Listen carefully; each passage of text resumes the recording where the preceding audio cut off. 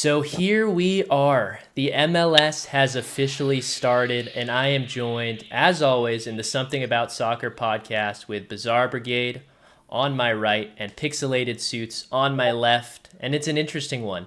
All three of our favorite teams have lost this week. So I'm bringing up the bad first, unfortunately. But outside of that, Pix, I'm going to ask you first. How are you doing this week? And how was your first week of the MLS back? Yeah, I can't complain. I'm excited. Biz and I caught some games. Some people missed some games, but overall, I think it was a good weekend to return. Was that an immediate Dill call out? Oh yeah, we need it. Bro, it was ski week in Tahoe. I was having fun. Whoa, I was not expecting that. Pix is spicy out of the gate. I'm just gonna say, Pix was so nice to me before this. My stream crashed earlier today. I had to go to my backup camera because for some reason my battery died, even though it's constantly charging on my computer. And Pix drives, the knife's already in me. He grabbed it from someone else who stabbed me and turned it. So I'm done with you. Biz, how are you doing? Dill's just like, you're so much nicer to me when the cameras are off. I know. Like, what the hell? He's playing the performance. Crazy. Yeah. I'm trying to become the favorite. It's a wild WWE Pix arc. I'm all about it. But no, I'm good. I took a little bit of time off from personal streams over the last 2 weeks just to catch up on some life stuff, and yeah, it was nice. I had my girlfriend's birthday and Valentine's Day kind of smushed together in a week. Expensive. So that's expensive, and just honestly wanted to focus on doing some stuff for her because, like I said, when MLS is back too, that's it's sports all the time over here, even if MLS isn't around. So yeah, it's nice to kind of give her a few days stretch of getting to do some stuff that she wants to do, even if it's just on TV. So yeah, we went out and hung out and did a couple things that she wanted to do, had a nice dinner, and we ended up antiquing one of the days, which was pretty fun. Like that. Going out and doing that. Yeah, one of the spots down by my parents has there's 4 or 5 different antique stores on a main street down there. Mm-hmm. So it's just super nice where you can just go in from one to another. And one of them has this oddities section. So it's even got old school fossils, a full medieval, a medieval suit. So it is pretty crazy. Yeah. So that was really cool. But yeah, other than that, just kind of enjoyed some time. I think that was the most time I've taken off since I started content creation of just that wasn't vacation. So just kind of nice to recharge. I feel refreshed and was actually ready to get back to things. So it was nice to do that. But yeah, other than that, not too much. A lot of relaxing.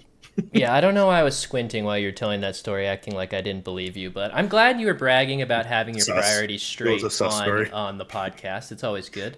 For me, had a nice weekend with the boys. I was able to watch a good amount of MLS on my phone. I'm glad. I'm not glad. I wasn't happy. I was happy to not be embarrassed live on the watch party for San Diego, just dogging. People said you were hiding. I was ducking it, and it didn't help today that we're recording this on a Wednesday that Tottenham also lost. So double. I didn't know that's how that ended. Double L's today. The stream crashed. What else?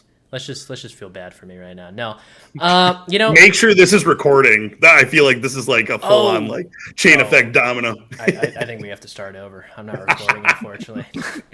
No, other than that, it's been a lot of prestige TV. Love is Blind and Severance, on two ends of the spectrum. But I'm excited. I'm kind of looking now at some LA Galaxy tickets. Maybe could go to their second leg of their NACC game that is yet to be they don't have an opponent yet because I think they're gonna it's gonna be seeded, right? Is that how they're kind of doing? It'll be the winner of the game that's going on right now, the Salt Lake Herediano game. So whoever wins it is going to be that team. So you're drawn whoever. Right now it's 1-1 in the 90th. So Herediano is looking like they're probably going to go through. Actually. All right, well, I might be at the second leg of that, and I really want to go to that Panama U.S. Semifinal game because that's going to be at SoFi as well. So that's kind of what I got my eyes on. But before I get into the main section of the show, Pix, I wanted to ask you. You had something that you quickly wanted to talk about that you're excited about in the South American game. I know this is an MLS pod, but we can include South America a little bit. Nasser Villarreal to Porto, a hidden gem. So yeah, this guy has been really blowing up in the South American U20s Championship. He was the top goal scorer. Some names that you might recognize from this championship are Kendrick Paez, who's moving to Chelsea, Echeverry, who's at City.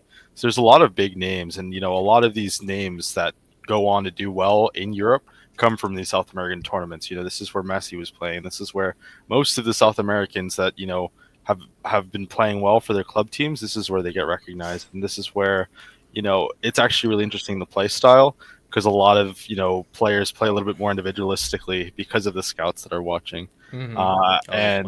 Nasser was looking like a lot of scouts were looking at him, including some teams from Brazil, but ultimately it was the team Porto that signed him, which have a long history with a lot of Colombians.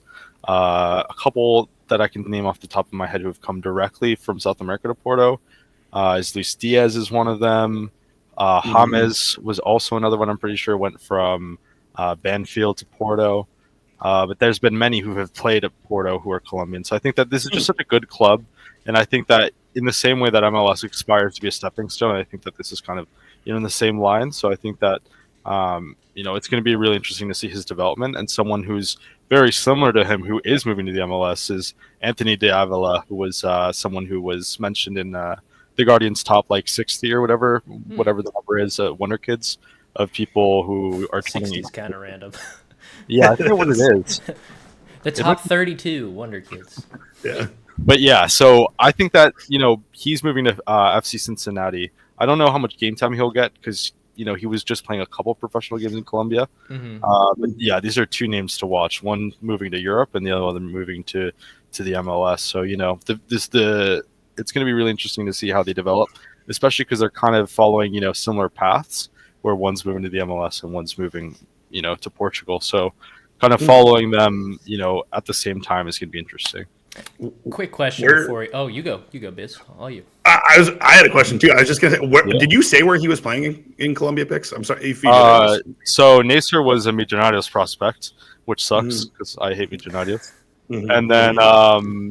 And then that's why you didn't bring it up. Yeah. I left that part out. The name that shall not be spoken. Yep. The Voldemort on the stream. Yeah, and the other one's another rival of my club in Medellin, so a hometown rival.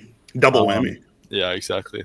But yeah, so it's two exciting prospects. What's the ceiling on Nasser? Do you think he could? Is he? I don't know. It's hard to say with young players like this. It's so hard to say. Obviously, if I'm talking about an American guy, he could be the best. It's the next Freddie Adu. Yeah. No, well, the big thing is that he has the plaudits of scoring so many goals in the South American Championship, and players who have done that have gone on to do so well. Like Ura Jega is one who's doing really well, who had a great career. I mean, I like how you say that.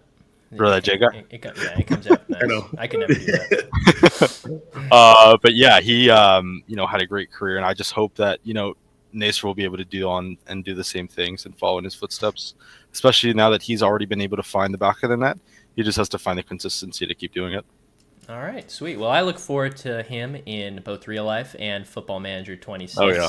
I saved so many players that Pix tells me about, all Colombians and then he's told me so many. The system, shortlisting Wonder Kids. Exactly, but I'm yet to sign one, so I'm pretty fake.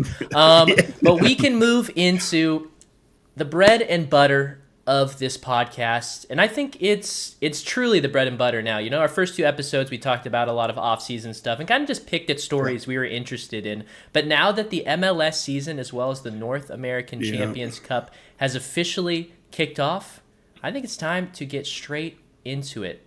Our main section, MLS Opening Weekend and Champions League opening matches coming up now. The main topic is what you came for! Ow!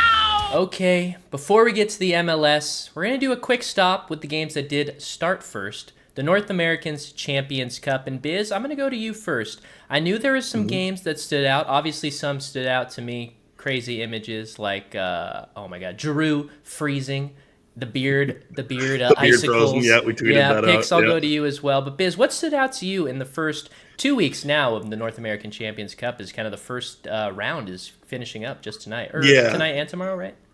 Yeah, we have some through Thursday. So we have Vancouver as like a standalone game, and then we had one. We had 2 yesterday and 3 today. So this is the MLS portion of it. So NACC's been going on for pretty much the month of February, but MLS kind of got a pass through with just our schedule into the kind of the back half of the month. So I think that's more just kind of based on our preseason, kind of doing us a solid. But yeah, there was a couple games that stood out. Honestly, the ones that were the most competitive were probably LAFC in Colorado, which you already referenced. We had the cold game to start and then ended up going back to LA for the other side of things.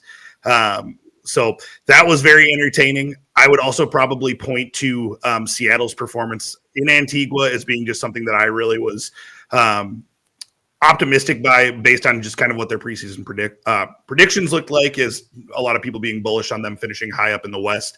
De La Vega hitting just like a huge banger of a shot. Mm-hmm. So they're playing pretty much, I think they're just starting right now as we're recording this. So they're the late game. But they carry a 3-1 aggregate lead going home. So that's, they're in command and expected to probably move on. But yeah, Inter Miami, Messi contributed a couple banger goals. And then the other competitive one was Salt Lake and Herediano, which is going on right now. And it's looking like Salt Lake's going to get bounced unless some late heroics here in the final minute is going to be the only thing that saves them. So, Salt Lake are gonna get bounced? Yeah. Oh no, sorry. Yeah. In my mind, I was thinking Seattle Sounders because that was the game on my mind, like that I was thinking of. Yes, Salt Lake, looking really bad to start the season. Mas Luna is not the Batman that we thought he was, but he can't put an entire team on his back. Exactly. Yeah, he can only do so much. I would say for me, I was really interested in that Seattle Sounders just lineup. The fact that that team is just so funny to me because they've got 4 guys from the Berhalter MLS U.S. men's national team call up. I think it's always so funny when you bring multiple players from one team to another, like Areola and Jesus Ferreira, both to the Seattle Sounders. Yeah. And you got your front three of Ferreira, Morris, and Areola, and they put you said, Biz, they had Areola up top, and then Ferreira was on the wing. Yeah, on the 10, which I don't mind, but it was really, really surprising to me. So that was fun to see. And then obviously we got our first taste of, the Denkey drama with Cincinnati playing against Motagua. And, obviously we'll get into it. We'll talk more about him. Yeah. He's so freaking good, man. Continuing to cook. So good. Those are kind of the two things. And obviously us, we really loved, in Football Manager playing in the Canadian Premier League. Me and Biz were part of a online league. So it was fun to see the Canadian teams put up some fights in the first round. Cavalry ultimately losing to Pumas over 2 legs in a game where in a matchup, I really thought they could have won. No red card. I legitimately think they might have moved on. They had it up until that happened. But I mean, that's just that's the way it is with these 2 legs having to go down and play in Mexico. The CPL teams will learn soon enough. They will figure it out. And Mexico. Go ahead. Not to cut off, but Herediano, I think they just scored a second. So that's curtains for RSL. Damn. I'm pretty sure that's what just happened. They're all celebrating right now. So, and in regards to those Mexican teams, clean sweep for all of them over the 2 legs. They've all moved on, which tends to make sense in the first leg. But Pix, any highlights for you, or did we kind of go tread on the ones that you were thinking of? Yeah, I mean a lot of the similar ones we were touching on, but we did the watch party for Herediano versus RSL, which is really good. Just really exploring a little bit more about Herediano, which is a team that. I have 2 Costa Rican friends who support the 2 biggest teams in Costa Rica that isn't Herediano. So it's really cool just exploring a little bit more of their history and stuff. But, it's really awesome the fact that they're able to knock out an MLS team. I know this is an MLS podcast, but even just seeing those underdog stories and, have those teams progress and maybe even beat Galaxy. Okay, what's going on here, guys? What's going on here? Guys, I'm not doing anything. No, you're but maybe even go on and beat Galaxy at Dill's first game ever. I don't know about all that. Pix came in just gloved up today. He's ready. Listen, I love an underdog story. And the Galaxy also did knock us out of the MLS Cup. So. Officially 2-1 in the goal. It was a Panenka penalty, so that was the exclamation point. So, Galaxy drew. It's official, so they're drawing Herediano So honestly, out of all those games, that's probably what I'm most excited for is those underdog stories. Because we were recording, so I wasn't able to watch the last half of this game. But they weren't really being able to create too much at home, which is very concerning in this format. Yeah, RSL problem. There's some problems there, I think. On both sides, though, Herediano too weren't able to. Create that many chances at home, which is kind of what you need. So it's a little bit worrying, especially coming against Galaxy.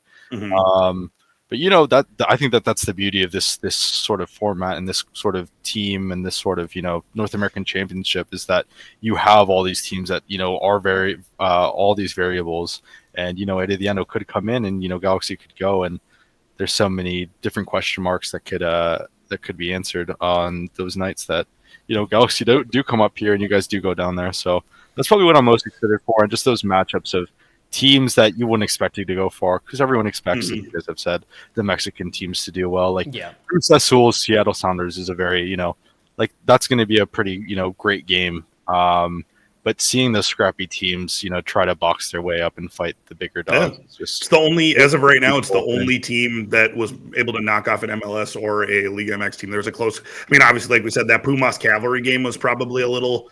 Probably the closest to a Liga MX team, like closest call they had. But other than that, I mean, Salt Lake was the only one that ended up getting bounced. So, like you said, storylines like that, the narratives, those are fun going into the next round, because we're starting to see some distance starting to be with MLS and Liga MX. It used to just be Liga MX above everybody. Now MLS is starting to catch up a little bit, but now it's closing that gap down. And Costa Rica. Still every now and again is good, and we have Ali Alenze who's still in because they got to buy. Cavalier comes into things as well. That's they draw Inter Miami next, so that'll be that's the Jamaican representative that won Caribbean Cup. So you're still having some teams. That. I have been addicted to Jamaican Premier League Instagram shorts. They keep popping up and they edit them so crazy. That is a good follow. I'm just telling you right now. It's like it feels all right. It's really good. It's not a huge page.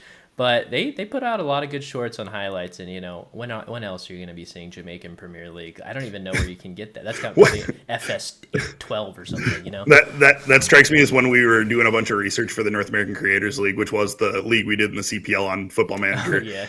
Like anything that I'd pull out of like Jamaican League or anything out of like any players that were out of youth academies in Africa, there was such a heavy focus on using Facebook as like their means of contact for like their social posts. So it would always just be like you're going on some random person's Facebook to pull the lineup post or like the lineup pictures. So that's always what I think of anytime I think of either of those leagues. Like any lower league Concacaf too was always like that. So Jamaica's like a big culprit of doing that too, where you just have random pictures on somebody's Facebook that you're trying to pull PNGs off of. Maybe I might have just outed myself as a Facebook boomer dad, just watching Jamaican Premier League on Facebook. Yeah, you did. Yeah, you're sitting over there on Reels right now. Yeah.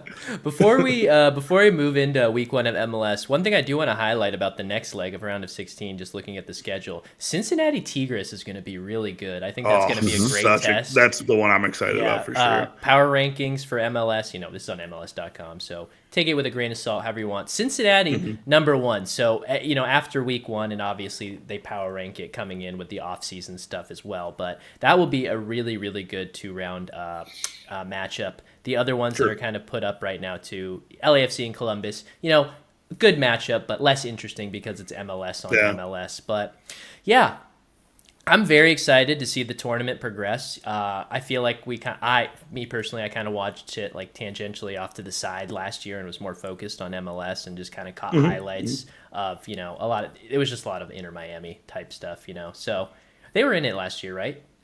No. Inter Miami, yeah. Okay. They were. Yeah. I'm just misremembering. But I think we should get into the week 1 of the MLS because there is a lot to talk about. And I'm going to go to you, Biz, first. We have, we can go over the results. We can go over some big surprises and the players that caught your eye. But, Biz, I'm going to let you pick from the bunch. What do you want to talk about first in the MLS Week 1 recap?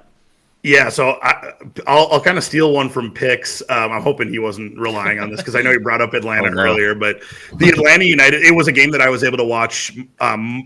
We were bouncing around. We'll talk about this too when we go into the Apple TV more because I'll add to it. And we watched MLS 360 pretty heavily during the main slate of games, which I was completely out on last year just based on the formatting. So for anybody that doesn't know what MLS 360 is, it's pretty much like the MLS's Apple TV version of Golazo Show. It's like the exact same thing, but it's taken a while to get to be the last, like kind of the same thing of what Golazo Show was. It's taken a lot of criticism. I feel like they've not done it necessarily correctly. I tried to watch it year one, and it was just brutal. I mean, like, they were sitting there talking over goals and not bouncing the key highlights. They're celebrating before goals even happen. It's like, what am I watching, dude? Oh, that sounds familiar, Pix. Oh, no. Indirect call. Oh, my God. What? 2 minutes later. Yeah. But no, I think that was a really good format now, because I feel like they've kind of keyed in on what works and what doesn't, and they're really taking the thing. I'll give Apple some credit on, not to dive too far into this, but just like them taking feedback and actually like really utilizing it and trying to make changes based on what their users are telling them, which I think that's a good thing. That's what you want when you have somebody that has TV rights, that they're actually listening to feedback and trying to make it better. So for what it's worth, 360 is worth your time, in my opinion, if you're just kind of trying to get like a general basis of like, if there's a couple games you want to watch and you don't feel like having to watch them necessarily critically, it's a great thing for that, just to kind of highlight chase. So that is kind of a fun way of doing it. But Atlanta United versus Montreal is the one that I wanted to point out. 3-2 game. Very, very classic high octane. I should point out, across the board on MLS, this was the highest scoring opening weekend in MLS history. Yeah, so there was that. tons of goals. But this one was definitely one of the culprits of the reason why that happened with the 3-2. Honestly, I think based on the majority that I watched, I don't think this probably should have ended 3-2. I think Atlanta had the game in pretty decent control. It was just some defensive mistakes that I think kind of just led to Montreal managing to get to, but Atlanta had a pretty firm hold on it. And the person that I wanted to highlight was Emmanuel Latte. That guy is something. So we referenced Kevin Denkey as being one of the key signings, and at one point had the transfer record for like a couple days, and then Atlanta got the Latte signing over the line, and now that is the new transfer record. For those that don't know, he came from the English Championship from Middlesbrough. They overpay. We'll be honest, they did overpay, probably based on what market value was. He was probably more in like the teens, and they paid 20 something. I think it was because Middlesbrough it was kind of twofold. Middlesbrough didn't want him to leave, and we're kind of saying for what it's worth to get him there at that time. It sounded like it was more like he can leave in the summer, but we kind of need him now. So if you're going to pay for him, you got to pay a premium. It sounded like other teams weren't going to do that, and Atlanta's like, well, we're just throwing money around, so we'll do it. So that's how he got here. But I would encourage you, if you're listening right now and you didn't get a chance to watch the Atlanta game, go watch his first goal and tell me that man is not one of the most athletic people you have ever seen. Because that jump that he got up for, he is not like, from what my understanding, I don't think he's a crazy tall individual, like this like 6'4", 6'5" body. I think he's like 6'1". That dude jumped so high and got up for that. Like directed corner, kind of glanced header, back post, like over a defender, pretty much just like we'll call it a Jordan around here. Wow. The Middlesbrough Jordan. Yeah, the Middlesbrough Jordan. Yeah, that's what my MLS logo. Yeah. Little Vince Carter just over the full 7-footer. Like that's that's the vibes I was getting from you it. You said he wasn't the tallest individual. What was your description? Is he huge? Is he 6'4", 6'5"? I think he's huge. He's very appropriately sized at 5'10". So I think. Okay, all right. I'm right. That makes me feel more validated, because I'm like, I remembered him not being. That's why I was so impressed with it, because it stuck out in my head. But then all of a sudden I'm talking it up, and then you go and look, and it's like he's 6'7", Brian. Oh, okay, my bad. He was with his teammate in a trench coat, just stacked on each other. The little kids just like heading it in, making up one full human. I'll ask you a quick question though about Latte and Denkey. I feel like early on with those two being two of the top transfers in the MLS, of all time in terms of incomings, fees. How do you think there's going to be a ton of comparison between the two, both being strikers, both being relatively high pressure to like score a ton of goals? And do you have an early favorite week one? Obviously we're seeing a little bit more from Denkey, in the Champions Cup. There's more sample size, but what do you think that storyline is going to be like throughout the season? I think that's a great point, because I always equate it with MLS too, where we'll use Atlanta United as an example in kind of a different capacity, but we were always for the first few years that we were in the league, we were the team that was the other expansion side that came in with Atlanta United. Okay. And that was a really tall order. Atlanta United is like I mean, probably considered the best expansion side to ever come in. They were immediately competitive. They were throwing money around from the get-go.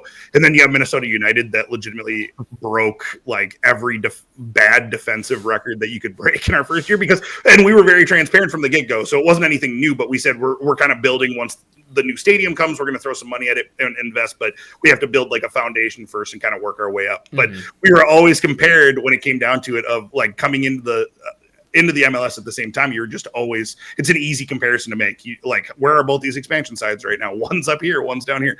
But I think it's going to be kind of the same thing with when you have two players that are valued around the same, that are, I mean, honestly, probably two of the highest touted players that aren't named Messi to come into the MLS, maybe ever. I mean, like those are like top 10 signings ever. So, I mean, that is really a cool thing for the MLS.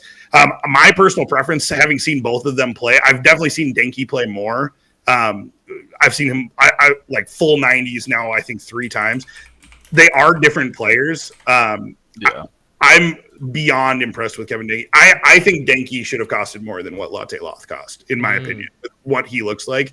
That I messaged you guys in the group chat, and I said that dude is like a Prem player cosplaying as an MLS player. But like straight up, I could not believe like the link of play, his target play, how he is able to help like kind of de-escalate pressure in spots, like where he can get into the channels in the pockets. Like even the goal he scored again today when I was watching against Motagua. He was the lone goal. And the professional run that he made where he like dropped his shoulder and waited for a guy to go and pressure the ball, and then he just took in that vacated space he took. There's not MLS strikers that are doing that. Like it's just not a thing. Like an open play like that where it's that quick and just instant. And now that he has Evander behind him, it's like, my God, like that team is so good. I'm like so envious of how dominant they're going to be. I want to ask Pix because, you know, in week 1, his New York Red Bulls lost to FC Cincinnati. So what, from your perspective, how did that feel? What did that look like? I know it's not a one-man team at Cincinnati. They're a strong team. Like I mentioned, they're power ranked 1 after week 1. How did you feel about that? Yeah, no, I thought that was a really good game. I was actually about to, comment on exactly what Biz was saying about. I think that one of Kevin Denkey's biggest thing is that off the ball movement.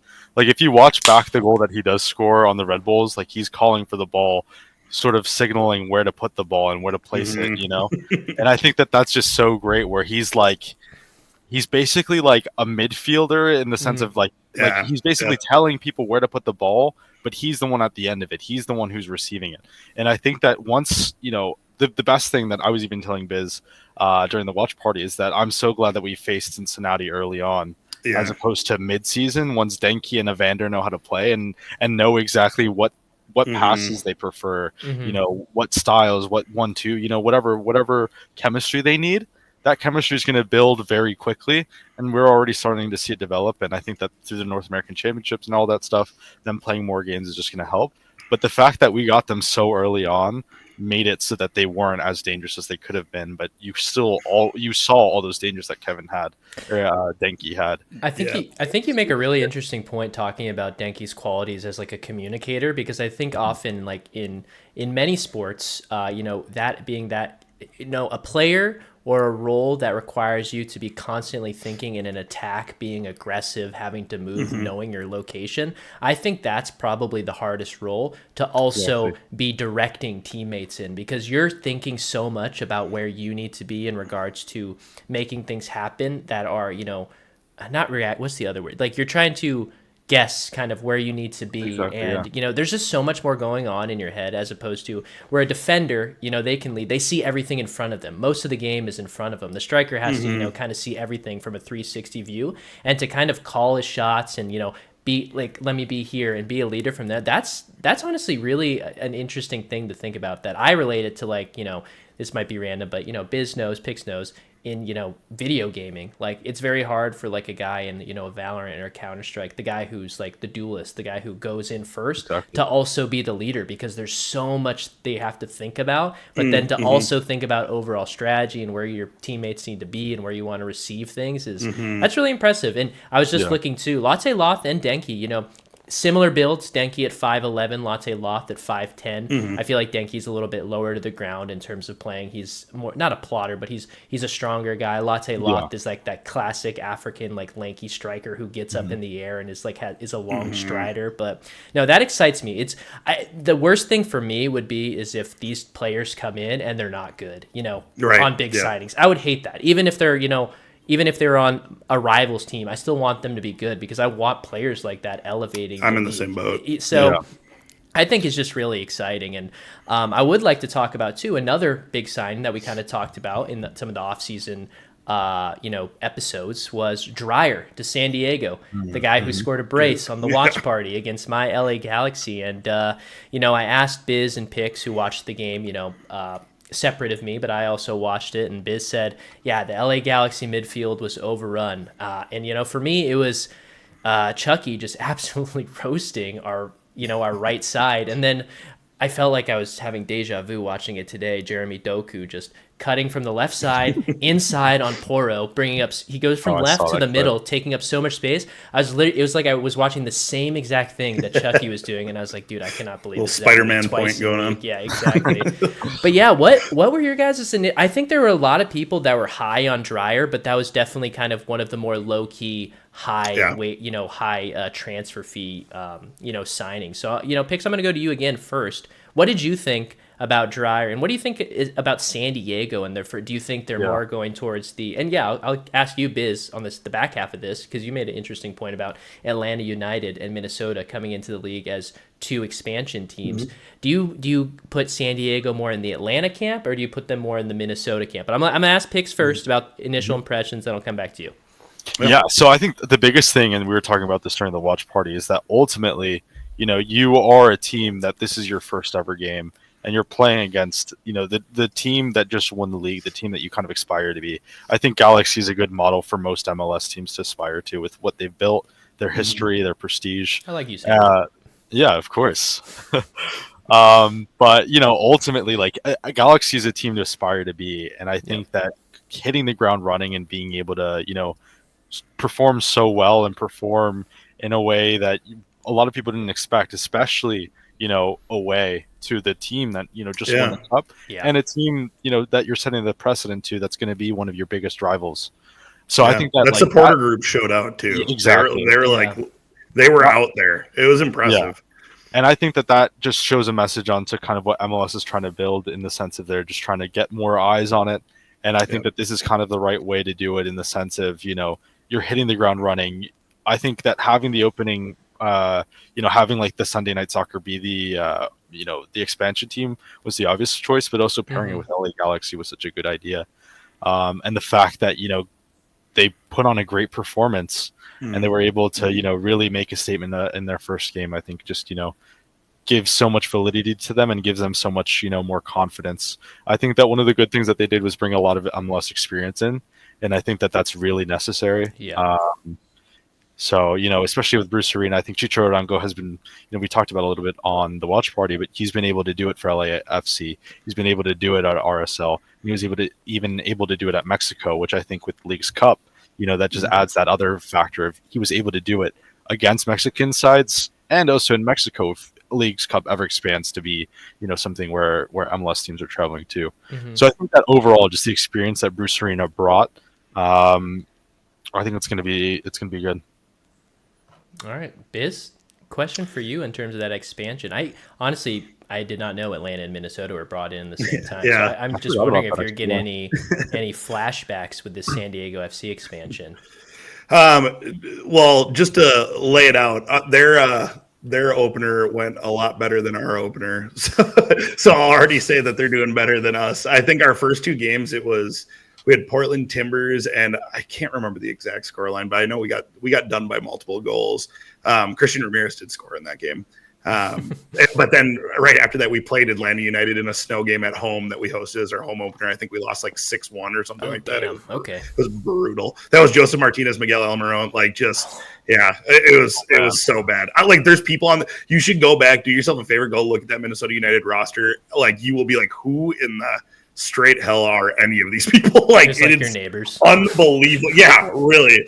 it's unbelievable who we like outside of Christian Ramirez. I think it was like him and I don't even remember if Ibarra was on the field, but it was like we had a couple guys that joined from NASL, but neither here nor there. So San Diego has a big leg up on us when it comes to how they have already started. I would say, like, realistically, if you're actually looking at it, I mean, they're not going to be Atlanta United. I still think that there is an option where they could maybe, if things are going well, bring in. They were linked with Kevin De Bruyne at one point, over this offseason. So I mean, clearly it is a ownership group that's motivated to spend, but they seem a little bit more pragmatic on how they want to go about roster building, which I actually really appreciate and really respect. I would early on right now, if you had pick one based on what you just saw, early instincts, I think that is a playoff team. If everything stands pat, that's it's asking a lot. Like if all rosters stood where they're at right now, I think that team is capable of making a playing game. I don't think it's going to be like, hosting a playoff game or anything like that, but there's 9 teams that make it out of the West. I think that team is better than 5 other teams. I really do. When you put it that way, I think that's fair. Yeah. Right. Yeah, it's so loose in MLS. It is. But no, I really do think that team is capable. And if they add more, I think they could be even more capable. But I was very impressed with what I saw. I thought that their midfield was genuinely better than the Galaxy. Yeah. With Tverskov, you had him, Luca De La Torre, and Annabelle Godoy, who I've been a huge fan of, who played at Nashville. He's I would say like the Panamanian Jermaine Jones is like how I would equate like kind of what I like that. What his vibes are, just for anybody that's not familiar with him, but he's like kind of been around for MLS. He is like, I've also compared him like it's that guy that just knows he has 2 yellow cards in the game, so he's not afraid to use them. And that's always what I used to say about Jermaine Jones. So Godoy is like such a fun player when he plays for you, and you hate him when you're playing against him. So I'm a big fan of what he brings to the table with that. And then pair those types of pieces in the midfield, where the Galaxy really, with losing a couple of the pieces they had last year, just did not know what to do with it and couldn't really break that area down. So they kind of focused on trying to go wide, and it kind of fell into what San Diego wanted them to do. Yeah. So yeah, there was just a lot of stuff that I thought San Diego, just like how they set up, was really nice. And I don't know if it's going to work against necessarily everybody that might have a little bit of a stronger, more capable midfield out of the gates. Obviously, Galaxy are missing people too, so that doesn't help the cause. But it'll be interesting to see where they go with it. And I mean, I think having that open spot for summer when you are an expansion side and being able to like really break it down on what makes sense, what's our holes in the roster through the first a couple months of the season, then we can identify it and we throw money at it if we're competitive for a playoff spot, which I think they're going to be. So yeah. I like how it looked. I was impressed. The other big thing is I also really like the work rate of Dreyer. I think that there's a lot of DPs that can come in and just try to do put in a shift, but especially for your playmaker too, right? Yeah, the guy that's solely for that. I agree with exactly. You. And I think that especially him and what role he's able to do so much in that having that playmaking role where he's able to be, the center and just have things work through him. I think that there's so much options, and I just realized that I had completely about San Jose instead of San Diego earlier before. I was thinking that, but I was like, maybe I'm tripping. I was like, dude, I have no idea. You just said, I thought you just misspoke because you just said Bruce Arena, so I was just like, I just rolled with it. Well, I said Chicho too, so I was like, oh. Man. I was like, I thought that you were just getting nostalgic on a great player with an insane haircut. Every time I see him out there, I'm like, this is a crazy haircut to have. But he's a pro athlete, so you can get away with it. That makes more sense. I thought I thought we just went through a wormhole and you just I thought I had a stroke or something for the final 2 paragraphs that you said. Because I'm like, wait a minute, he said Bruce Arena. What? That missed something? See, Pix, next time you try to come at me, I didn't say anything while you were going down that rabbit hole. Maybe that makes me more evil. I noticed it. That does. It does. The West Coast boy couldn't save me. I'm from the East Coast, guys. What can I do? One thing I did want to mention about what Biz brought up, Kevin De Bruyne stock has never been lower in recent hit memory. So a move to San Diego felt so weird before. Obviously he was coming off an injury, but now it's maybe he's just kind of, he comes off the bench kind of late in games now. Even when he's playing there, he's, his passing isn't as crisp as it used to be. And obviously, I don't know. I'm very curious to see what a team like San Diego could pull in terms of, the classic MLS style move like that. I think there's some players still on wish lists of teams like a Griezmann, everybody wants a Griezmann. Yeah. De Bruyne for me. Here's a spicy hot take for you. Okay. I've never been like a huge Kevin De Bruyne fan, like just personally of like, don't get me wrong, insanely talented player, world class. Like, but it's just one of those things when I see him watch, because I would say a majority of like my European ball knowledge that I get is a lot of it stems from my opportunity to watch more like international, like a lot of the bigger competitions. And that dude, with just how he interacts on the Belgian side and like what those Belgian teams have looked like and how much they've underachieved, like he is such a central focal point of those teams. And I feel like that is a huge indictment on you as a player when you are supposed to be like the guy and you're not. Like those teams were just, I mean, always rated like top 2-3 in the world for that segment of time. And what did they have to show for it? And constantly was managers getting thrown under the bus and all these different things. Like, I don't know. So don't get me wrong. It's weird because I'd love to have him in MLS and I think it'd be great and like it'd be fun. And I'm all about like actually when I'm watching him play too, he's that guy that will make a pass where you're just like, Jesus, man, how did you even see that? But still, it's just one of those things with players like that where it is truly like the whole package of, and attitude's part of that package, I think. And that's like one of those things that, are you a leader? Can you kind of like carry the rest of the 10 with you when you are that playmaker? Yeah. And I feel like that's a huge thing. And I think it kind of shows when you see that decline too, of like when the player declines harder than others, sometimes it is really because they don't have that like heart and like that long-term like desire and burn to play into their late 30s. It's like, yeah, I'm 33. I made all my money. I'm good. Like, yeah, I mean, like, this is the end of my prime. I'm just going to go. So it makes sense. San Diego's, go retire in San Diego. Go hang out. Exactly. So it's really good and refreshing seeing that drive that Dreyer brought in when we've seen a few, players in the, not so much in the past few years, but, maybe 10 years or so, we were seeing players come into the MLS who were more so just putting in a shift rather than actually representing a badge in the team colors. And I think that with the new team, I think that's exactly what you need to do. But I think that especially like talking about like signings that they need to do, I think that signing like one of the biggest Mexican national team players in Lozano was one of the best moves that they could have done. And like, I think they just need to continue to make those moves to really get most, like, especially the Mexican American fans, and even just, even getting some Mexican supporters, who make the trip over too. Yeah. Especially for Leagues Cup and stuff like that. I think that like those moves are exactly the right. And even maybe finding the talent before it happens, and trying to invest in it so you don't have to, spend on a DP deal, and you already have talent that people are going to go see that's Mexican, that is integral to the community too. All right. Sure. So I heard two things there. Biz hates De Bruyne and thinks he has no heart. Before we get off this subject, I would like to kind of get your guys' take. On Sunday night, I was going to call it Sunday night. Well, it is Sunday night football, Sunday night soccer. That is kind of going to be an interesting thing to get used to in my mind. I bring up one European player, and he's right back to Sunday night football review. I didn't catch the pre-show of it, but I did watch the broadcast, like the normal broadcast. Yeah. But in general thoughts, Pix, I'm going to go to you first. Mm-hmm. What did you think about Sunday night football, and are you excited about it moving forward? Yeah, I think that it's really important to have like those games that are kind of just like there's no other games going on. I think that when I was watching the Red Bulls, like it's so hard to like be able to keep track of all these games, where it's like even doing research for this podcast, I'm not able to watch the game. So it's like I've been watching the highlights and you miss out on so much. Mm-hmm. So having a game where it's just like all other MLS teams are taking your break, and especially with the more accessibility and stuff like that, I think that it just makes it so that there's more discussions and there's more like central games that MLS fans as a whole can talk about, as opposed to like if I'm talking to an MLS fan, the odds of them catching the same games that I did are very, very small unless we're the same fans of either the same conference or the same team. So having a game that's like platform like that and given its own little pedestal and given its own kind of bow to be put on it, I think adds a lot. And I think that moving forward, we're trying to do a little bit more watch parties on that stuff too.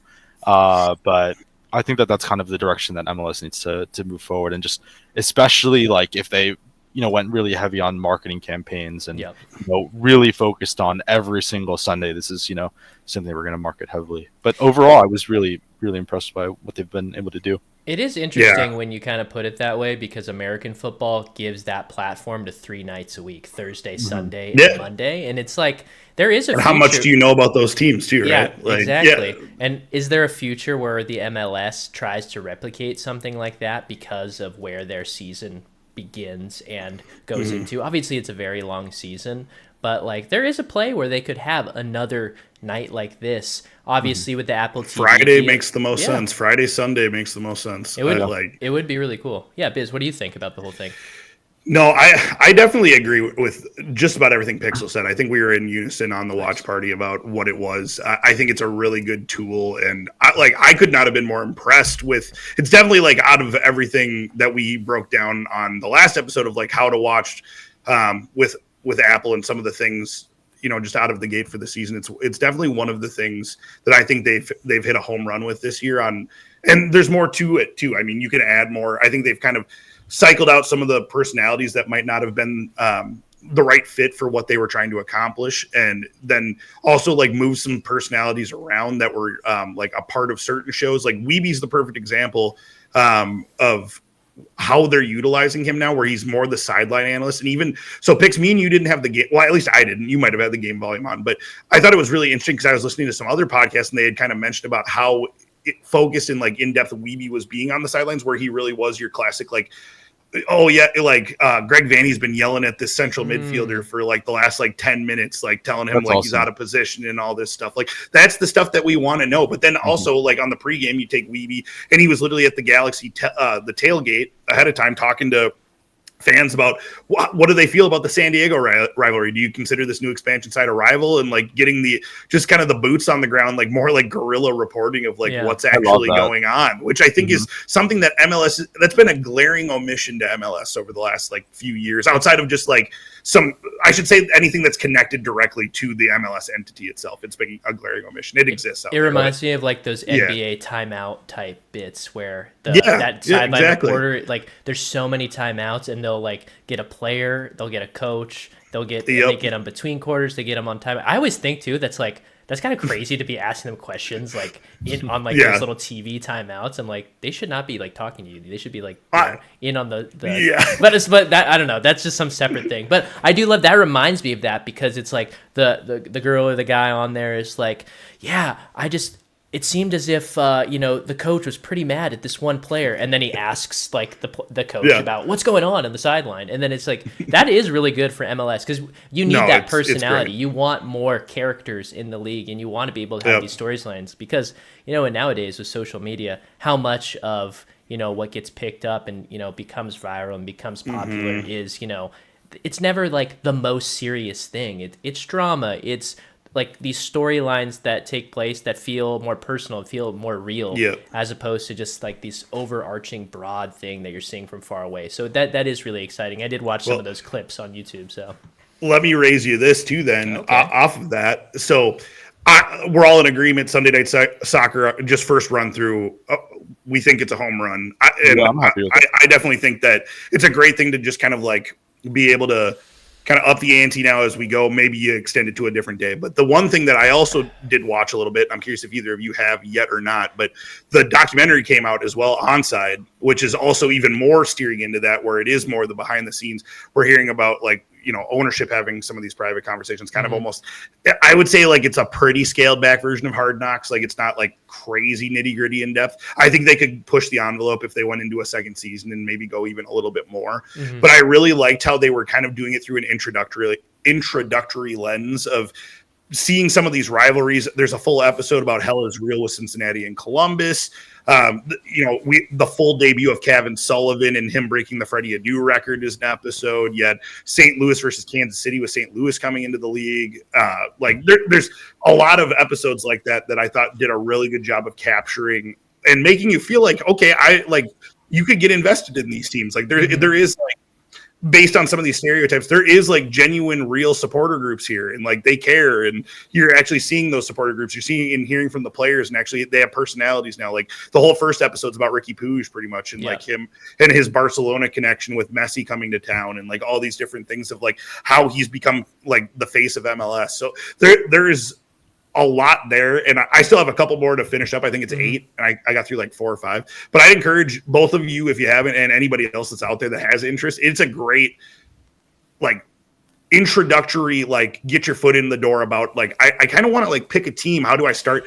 I would like say that's the way to go. Like use that as a perfect template to find like what are you looking for, and it can kind of guide you to finding a narrative that makes sense to you, because they did a really good job with it. Yeah, I was able to watch a few of them, and and you bring up a good point. It does feel very introductory, and I think I like it and I don't for that reason, because I feel like the MLS is such a large league that it's hard to do a show where you're jumping from one story to another across many teams and feel like it's like you feel a real personal connection to one of these teams. I would almost prefer the Hard Knock style where you follow one team, one group of players for a long period of time. But on the other side of that, a lot of these teams now, to a lesser extent, it doesn't feel super like, it feels like you're a fly on the wall as opposed to getting really personal with the players, because a lot of these teams nowadays are doing YouTube series like that where they're just like following training, but you never really get the players sitting down talking about things. It always feels like from an outside in as opposed to being in it. I would like that show, this show that we're talking about, to go that way. Maybe that's my bias because I like Hard Knocks, but I think you remember so much more. But it's also hard. This is your first time doing it, so you don't even know like what the show is yet, and it could transition into that. Maybe that's a different show. You never know. The Hard Knocks has evolved as well. It's because it went from preseason with a team to going into the season, going into a couple teams at once. They've tried different variations. So yeah, I liked it, but that's kind of where my mind goes in terms of doing that. And those are fair criticisms. Like imagine, and I don't know if they'd want that. Because in Hard Knocks, there was always rules about what teams are allowed to cover. You couldn't do teams that made the playoffs unless they agreed to it. Teams that were pretty bad were basically put on the list and had to like be considered for it. It was like the worse you are, the more likely you're going to be on Hard Knocks, which is kind of interesting. But it's like the better teams probably don't want to show all their cards like that. But Pix, did you have a chance to watch it all? Or are you looking forward to watching it? No, I haven't seen it. But one of my favorite of like that sort of like soccer and sports documentaries overall is actually the Tottenham documentary. I think the Tottenham documentary is like I don't know. Like one of the things that annoys me about it is just like, and I can't watch it, is just because like the COVID thing. It's just like I've been hearing about. We've done COVID so long, so it's like it's harder for me to watch those seasons again. But like being a fly on the wall, especially because Mourinho's such a personality, I'm not sure like what all the variables were that made it so perfect. But it's just like I can't even like put it in the same realm as like I've seen the one on the German national team. I've seen the one on. The Sunderland's one is very, very good, but even I think the Tottenham one is still better.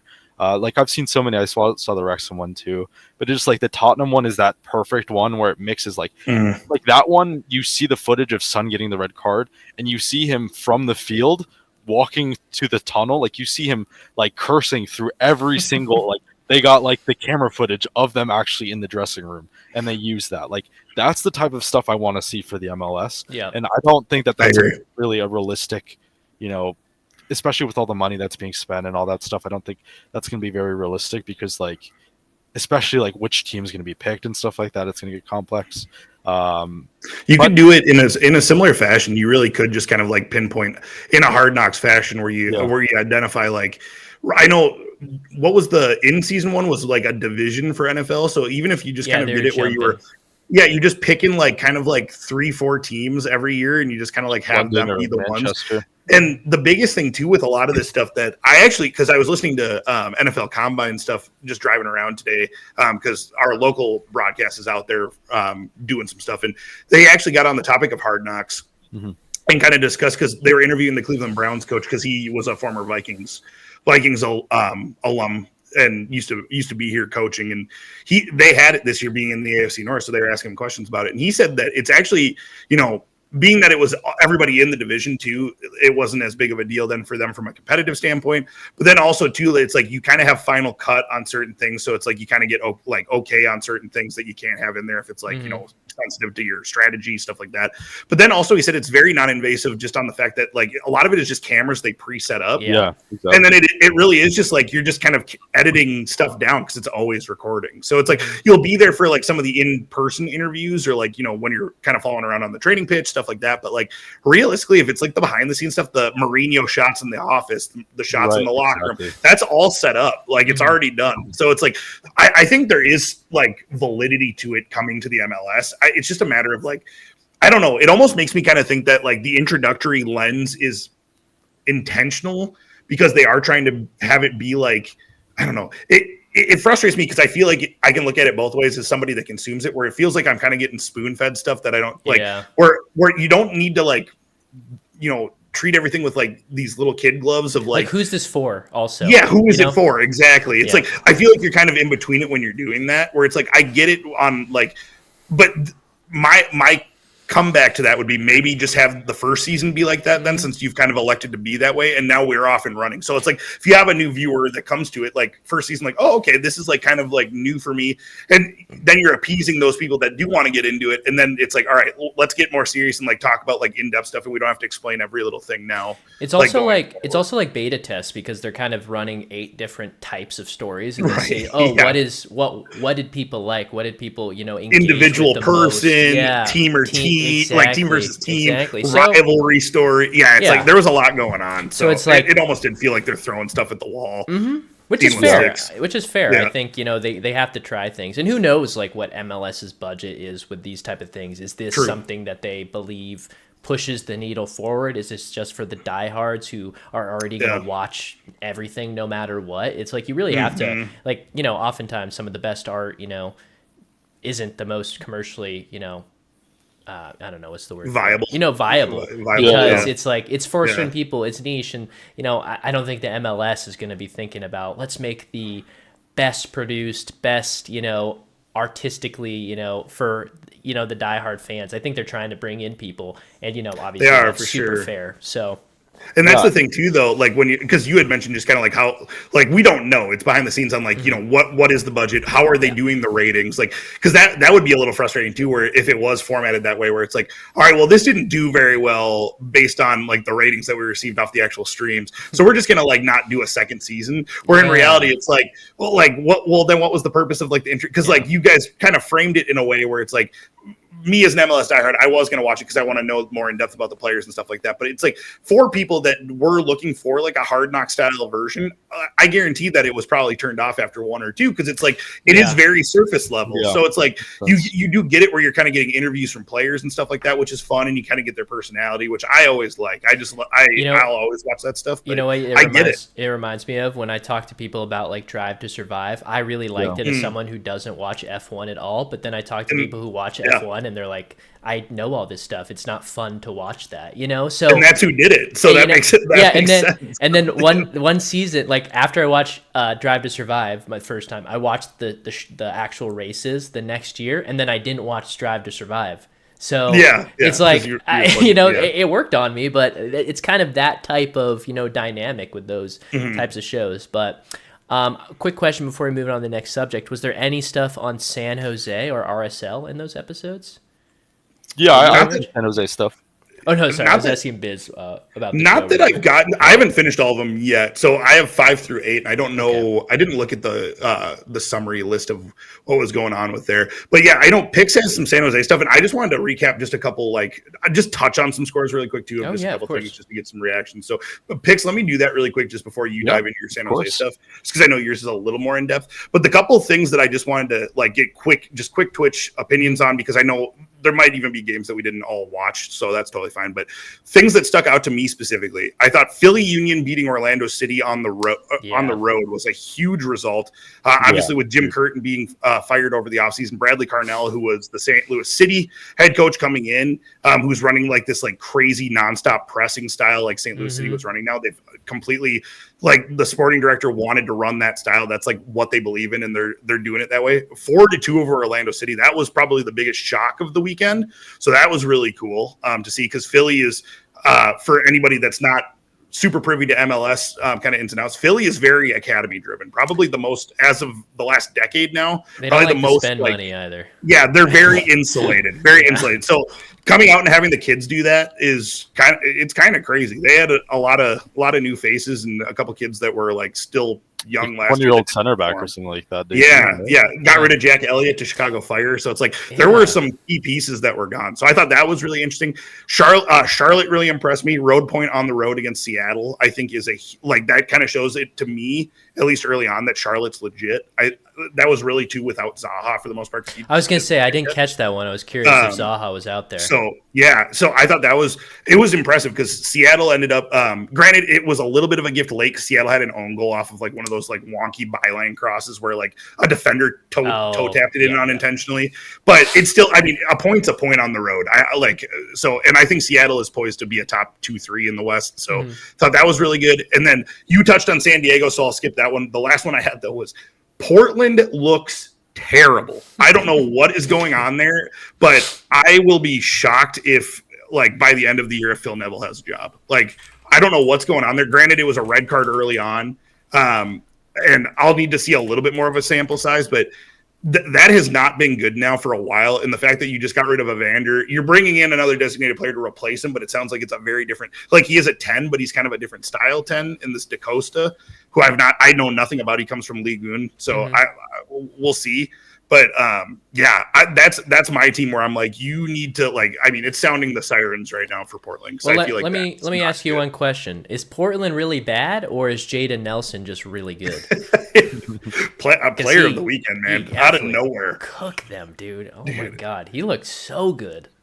I was joking with my brother. I'm like, I think you should leave skit where he has where he goes out on the blind date.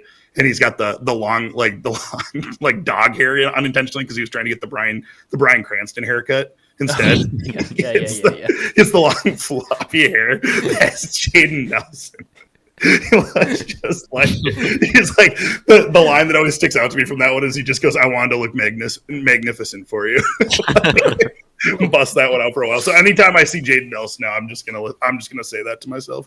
I wanted to look magnificent for you after he scored. You need to get his face on that for a poster or something. For real. Just wear it like college game day style. If MLS ever busts that out, I'll just be standing behind the crew.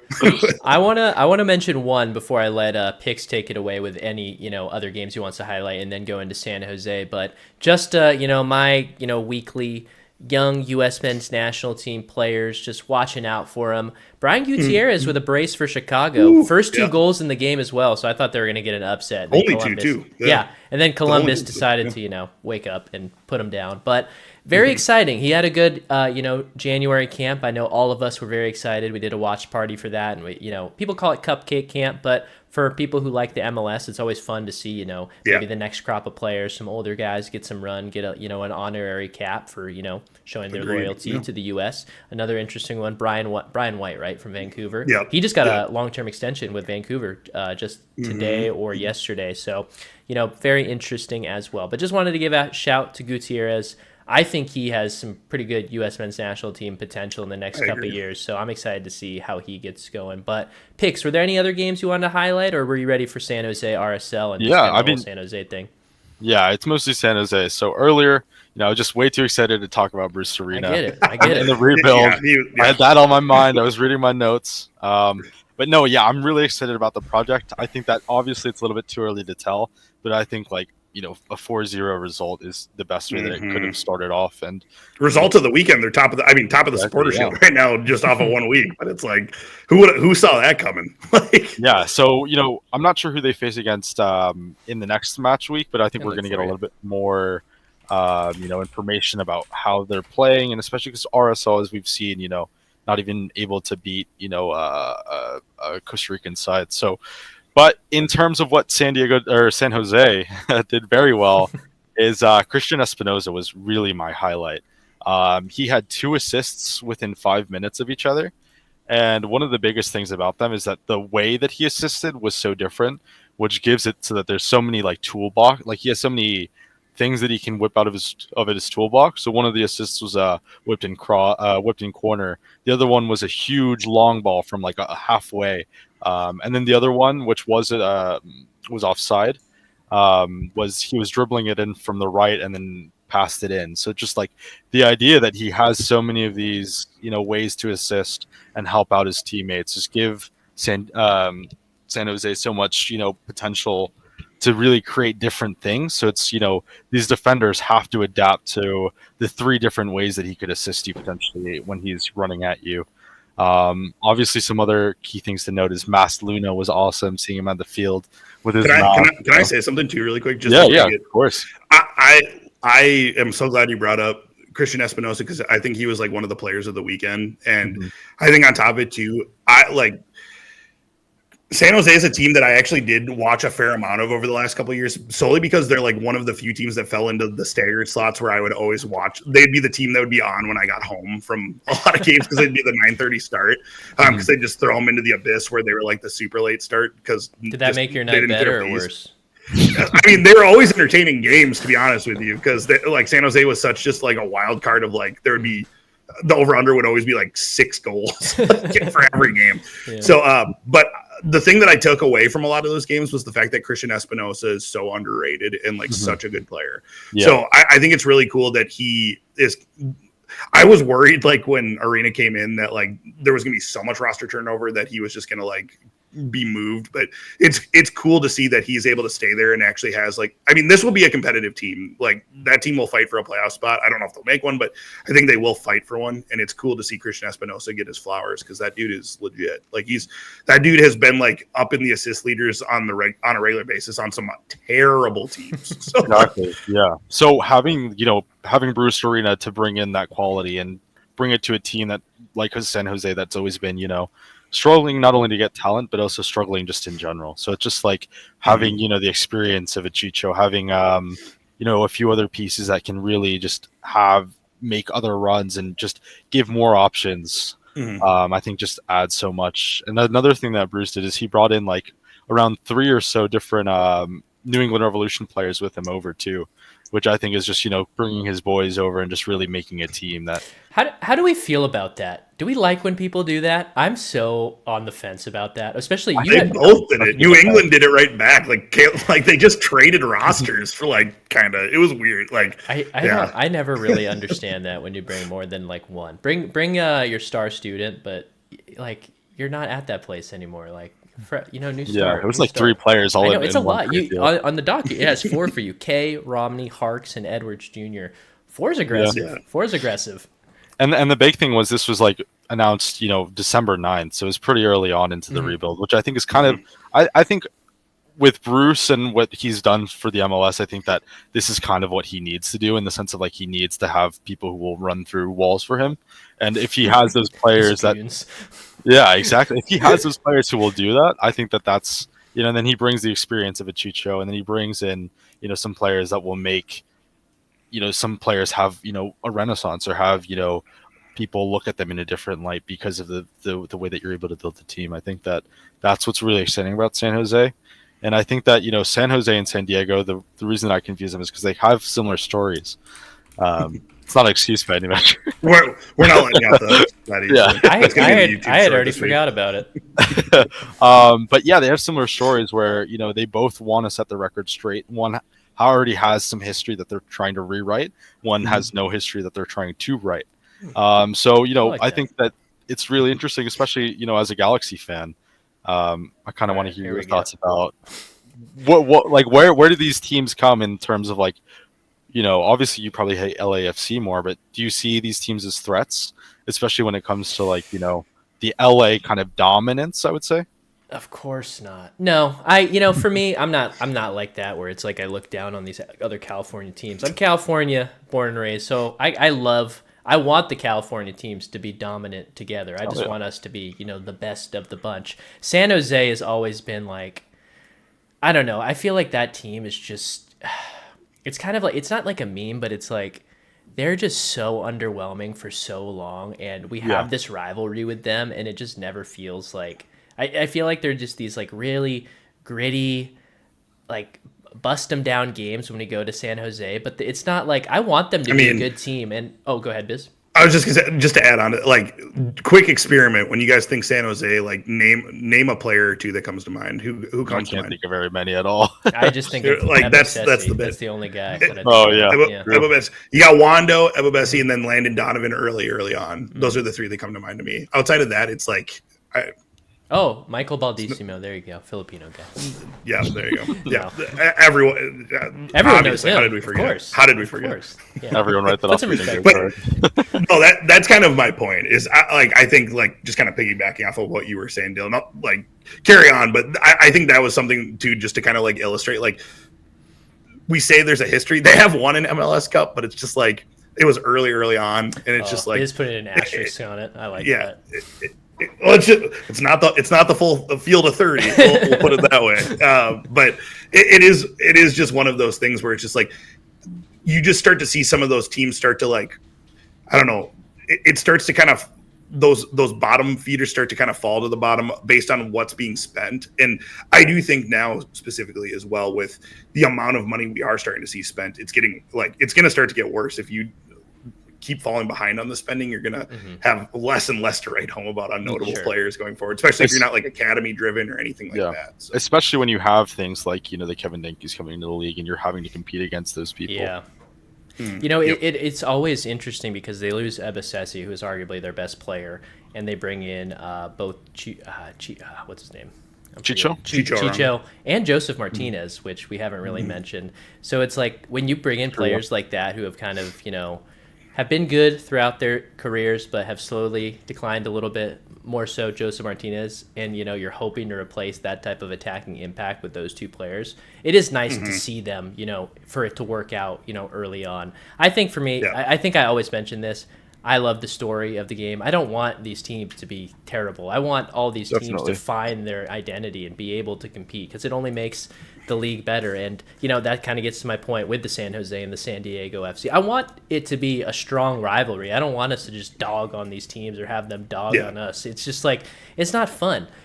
When LAFC just, oh my God, they dogged us in the first El Tráfico last year. I was this is just so dumb. But that's exactly where I go with it. And I root for these California teams. If they're not playing the Galaxy and one of the California teams is playing another team, I'm rooting for the California teams because I want to see them be good. And it's exciting to see an expansion team be good. It's exciting for a team that's been, so mid for so long to be good. And it's exciting to see them play an exciting style of football as well, like you mentioned too. So kind of on the other end of it, before we kind of move on, picks, did you want to talk a little bit about, RSL's role in this whole thing? Yeah, I mean, we've talked about it a little bit with, with the watch party that we had. We talked about it a little bit with, the game that they had today.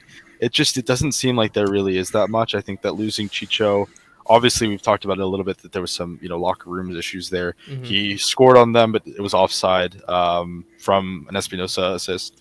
But yeah, there's just it's lackluster, and it's really a shame because it's Nelson Palacio is a player that I really like.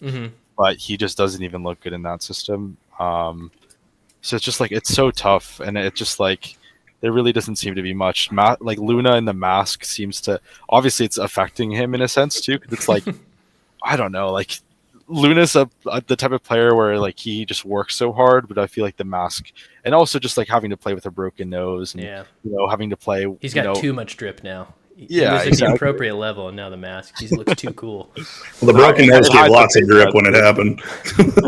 Okay, I like that. Yeah. He has big balls. I think overall, just RSL, RSL has always been a team that I always kind of root for, in the sense that they just have so many Colombians. Yeah. I miss Cargo. Yeah, but it just... They do too, badly. Yeah. The other player too that I was gonna... you had mentioned about transfers, kind of in the pre-show discussion, but Fidel Barajas is actually coming back to MLS. I saw he was that an today. It's interesting. RSL contributor that was really important, that kind of got glanced over too, because he went down to Chivas on a move, and now he's back with I think it was D.C United. Yeah. So he'll sign there and will play there. DC needs him. That was the the stinker of the weekend too. Before we move on from the MLS slate, that DC United versus Toronto game, they flashed that because I think there was 4 goals in that game in total. And my brother and me were watching it on 360, and Adam's comment made me laugh really hard. He's just why do they keep flashing to this game? I don't want, he's this is old MLS. I don't want to watch these two teams. This is terrible. It really is. They're no hate to either of those fan bases, man. But Toronto, that roster just there's so much salary tied up in the two Italians, and there's just nothing else. And it's like, I've even heard some of the experts talk about just like, breaking down. Somebody wrote in, I was listening to Soccer Wise, and somebody wrote in about, what do I have to look forward to for Toronto? It's like, should we already have our panic buttons out? And like the response was literally like, well, you guys should see, like, it's cool that Bernadeschi is bought in, and you guys should like be excited about some youth players. It's like, Jesus, man, that's your year. Like, that's what you're like, that's what you're holding on to for this year. Like, that's terrible. Like, and I mean, that team has like the biggest roster spend in the league based on salary. It's like, oh my God, what a nightmare. So it's like, get them out of that hell, because that Toronto used to be such a valuable franchise in this league, and it's tough to see them just this down bad. That whole Insigne story is so weird. Like, apparently he was getting in transfer requests, but they wouldn't let him go, and they're not even playing him at the same time. It's like, it's just. That is just bad. He didn't travel with the team for their season opener, but he doesn't care. He's just cashing the checks. It's brutal. It really sucks. Kevin De Bruyne 2.0. Oh, wow. That's crazy. He's gonna hit a long pass from you all the way in Manchester. And I'm gonna get hit in the back of the head with the soccer ball just driving down the interstate like melted. Is there any other games that we want to talk about before we may slip our hand in a little bag, or? I'm all good on my end, personally, I think. Yeah, I think those were kind of the key ones. I steered away from my own personal team. Speaking of Obsesse. It hurts too much. Hurts too much. No, the banger goal from him, but it was just one of those games. I think a road game to start the year against the team that, honestly, in most predictions is being predicted as the top of the West. It's a tall ask. Especially, we were a little shorthanded too we had a carryover red card from the LA Galaxy playoff game. So it's like Jefferson Diaz was out, Joseph Rosales got hurt like almost instantaneously within like and he had been kind of nursing, it sounds like, through the preseason. Now he's out for a couple of weeks. So it's like we're already kind of starting to go through it with a couple key pieces. So I don't know. We'll see. We're hoping to bounce back against Montreal, but it was kind of a sleepy game anyway. 1-0, wasn't a whole lot going on. It was it's only one game, Biz. Keep your head up, man. No, we'll be all right. I'm not too worried. All right, good. Playoff bound. What did you say, Pix? Playoff bound. Okay. I mean, 9 teams make it, so. Exactly. There we go. All right. So I think we can wrap it up on the MLS Week 1 recap. But before we go, I got a hand here. This is the bag. I'm going to put it in it, and we're going to talk about a few extra things before we finish tonight's episode. It's the grab Let me reach into that bag. All right. I've reached in the bag, and I've chosen my topic. Dill's gone missing players who didn't play and who I want to see next week. Number one, close to my heart for the LA Galaxy, a guy I was very excited for because I've used him in Football Manager, and oftentimes that is my, my sleeper picks, my deep knowledge. How do you know that player? Football Manager.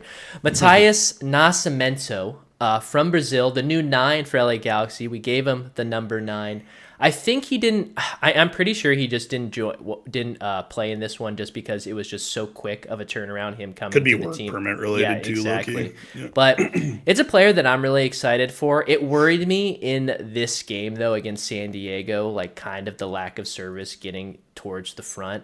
Even if he was there, how impactful he was. Yeah, we talked about that with Ramirez. Yeah, who's very dependent on that. We're missing Delgado. We're missing Brugman in the midfield. Those are the two that I was kind of less, missing in my heart, obviously with Pooch and Paintsill out right now. But yeah, that midfield may be a problem for us, and I am a bit worried, especially with Delgado being the 6 for LAFC. They're ranking that guy really, really. They have high hopes with him. Literally just scored the winner against Colorado in the NACC, so it's like crazy. Scoring immediately. Those type of players are so underappreciated. Those 6s and 8s. I feel like everybody around them kind of gets the love. The 10 right in front of them. But I'm excited to see Nascimento. It definitely is the type of signing I like to see for the LA Galaxy because on the other side we have that Danish center back that we grabbed. That's kind of what I'm more used to in the recent years, like these older veterans from the middle European leagues that maybe are just a little past their prime, and they're solid players, but I would like us to kind of build up our young core of players, and especially because we lost our Serbian striker to Sporting KC, we need a guy like Nascimento to kind of put in that position too. So I'm excited for him. And then the second one, I think this is a popular one in terms of like how much we'll see him play. I think I'm just curious to see. Obviously, so much hype last year on Cavan Sullivan on the Philadelphia Union. Made the bench for them in the opening game, but didn't come onto the field. Friend of the channel, Benny Cage, I was asking him how much they would utilize him, and he thinks 15, 20 games off the bench, not crazy usage, but I would love to see them unlock him, especially, being such an academy-focused team. Biz, do you have any opinions on, obviously, Cavan Sullivan? We haven't seen this type of hype since, I don't want to say it, because it kind of feels like Voldemort. I don't want to put the Freddie Adu curse on him. It's not all everyone else already has. So but like the whole Cavan Sullivan saga, what do you, as a fan, what do you want to see? And then what do you expect from this season, from this, this kind of arc? I'm going to give kind of the lame answer. I want to see what is good for Cavan. Because I think that was the mistake that we had with the Freddie Adu stuff early on too, was people were just clamoring because they're like, oh my God, a kid that's 14 is good enough to play in the MLS. I want to see him all the time and he needs to play all the time. And it's like, well, yeah, but is that good for his development? Is that good for his mental psyche? Is that good for just his development as an actual soccer player? Probably no. So I think the biggest thing that I would say just across the board with the Cavan Sullivan stuff is I do think, with what I've seen from him and what you're hearing kind of through the grapevines of all of the different stuff that he brings to the table, clearly he's on the team for a reason. I think they're being a little bit more thoughtful on how they're dictating his minutes going forward this year. I think if they're, if we hit a certain benchmark of where he's playing the allotment of 20 games, I think Philly's probably got more problems than they, than Cavan. So I think that's something that Philly fans honestly shouldn't be hoping for too much. I do think it's cool that he is on the bench and is kind of taking that in. And I do think that he probably does have the chops to actually provide some minutes towards tail end games, especially in this style of a pressing system where it is just solely focused on, they're just going to need fresh legs at the end of the, as the season progresses. That was kind of the thing with St. Louis, as why Bradley Carnell got fired kind of towards the end, was they got off to such a good start in year one and was playing this super high pressing style, and it kind of early on it's easy to kind of go about that, but then it started to kind of tail off towards the end. But they had killed it so early on at the beginning of the year that they had banked enough equity up where their points were so much higher than everybody. And I think they won the league on a really low allotment of points in MLS. It was in the high 50s, I think, which is really unusual. So all of those things considered, and then the next year it doesn't work out because one, there's tape out on the style and you don't get off to as good of a start. And then on top of it too, it's personnel related. So it'll be interesting to see how Philly kind of deals with those things now that they're implementing that style of play. There's going to be new personnel that's kind of tied to it. Granted, there's a lot of players that have been part of MLS Cup teams that are still there, like Daniel Gozdog's still there. So you have all those things to kind of take into account with what works and what doesn't. And then also the cool thing with Cavan is his brother Quinn is really hitting his stride now. I think he actually, I didn't watch that game, but I heard that he has had some kind of goal involvement. I don't know if it was a goal or it was an assist or a helper or whatever it was, but Quinn's been helped in some capacity. But he's been playing really well the more game time that he's been getting to, and he's been playing now for pretty steadily over the past year plus. So, Cavan, I'm confident that he will play probably this year. But I'm counting on Philly, who has had a good track record of with the Aronsons and some of these younger guys from the academy, that they've managed to do right by them. And I think kind of handled those minute allotments and not make it too look at them much now. For guys. Cooking. Yeah, both of them. Both on the Nations League rosters, preliminary at least. All right. Well, speaking of another junior, I like that one. Boca Juniors, Pix's L of the week. What do we got there? So this was last night, actually. So Boca Juniors had to face Alianza Lima in 2 legs. So not very unlike our North American Champions League. But yeah, so they had a game last night at home, which is, famous stadium, La Bombonera, named after a chocolate box. So it just, they went on to lose in penalties. And the fact, all the events that led up to them losing in penalties is why I'm giving them the L of the week.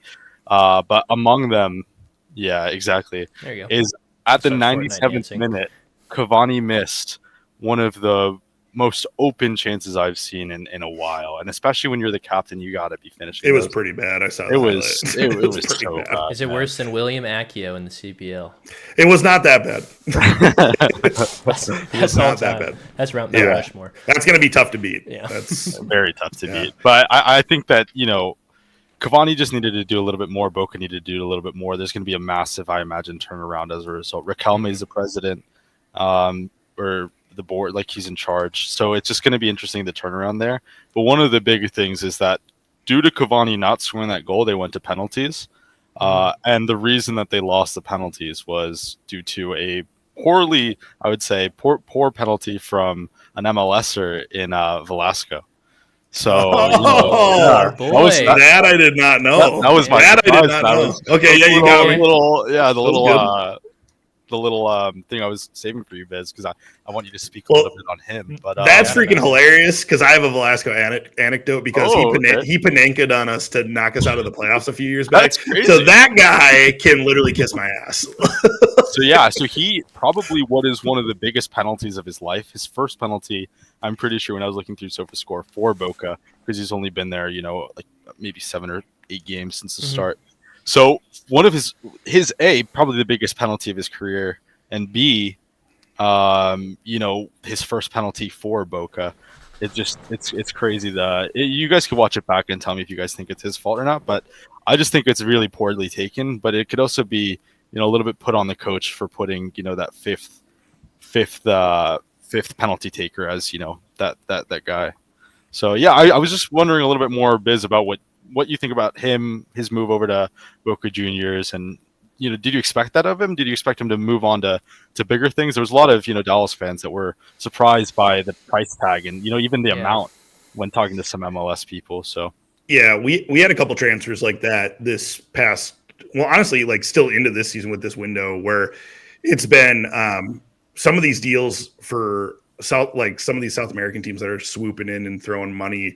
I think it's honestly like kind of surprising MLS teams. And now that you have this cash transfer system that exists with like lateral movement, I think you're going to see some MLS teams not panicking as much, because I think a lot of times it would be, you had to do your due diligence in order to be able to build up whatever you happen to be scouting for a player of that magnitude. You would have to do months of scouting to make sure that, you're being mindful of all the different parameters that you have to go through for searching for a playmaker of that style. And Velasco, prior to an injury, was really, really good for Dallas. I think he came in like he had come in on an under 22, and he's still, he's not that old. I think he's still only 21. I think he was still under the threshold. He's really young. Yeah. Great. So he played very sparingly last year. He got hurt like right away, and did not play much. So I think a lot of people almost just kind of like forgot that he existed, because Dallas was like such an afterthought last year, with kind of like team B squad from U.S. men's national team kind of like holding down the fort there before they've all been transferred out. So that team was just kind of goofy with how they were set up. And with no Velasco, they were such a fun team the year prior because it was all working. And but when an offer of that size does come in, you're seeing these teams start to say like, well, that's too good to pass up. And then you're able to just make an adjacent move where they brought in Lucho Acosta for it was like $5 million, $7 million, something like that. Yeah, on a cash transfer.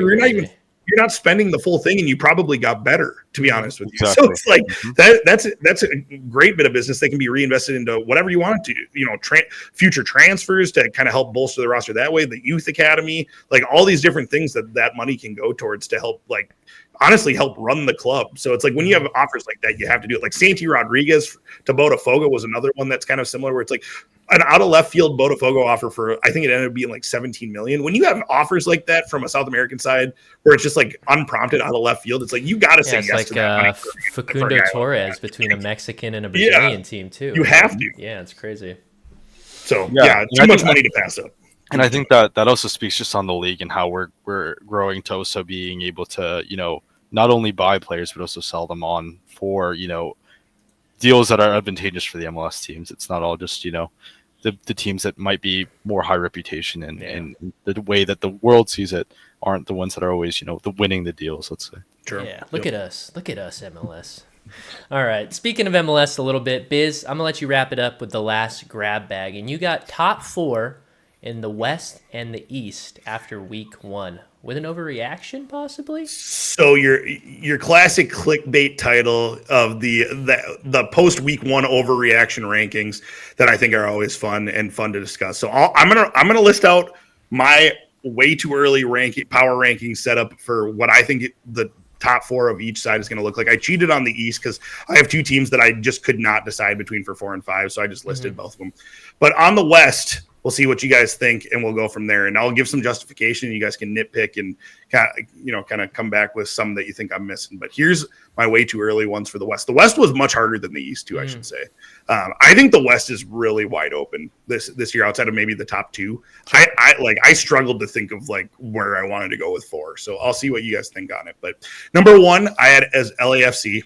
And that's not just because they beat the Loons. I do think that LAFC's roster, especially with what they pulled from the Galaxy with bringing in like a Delgado, I think they're still queued to have another designated player signing here in the summer too, which is even scarier. Thought that they could get better, and I think that they were really calculated on the decision making with some of their like the Ababesi signing. I think is killer, and I've openly said now after watching them a couple times that I don't think Giroud will be starting by the end of the month. Like I don't think so.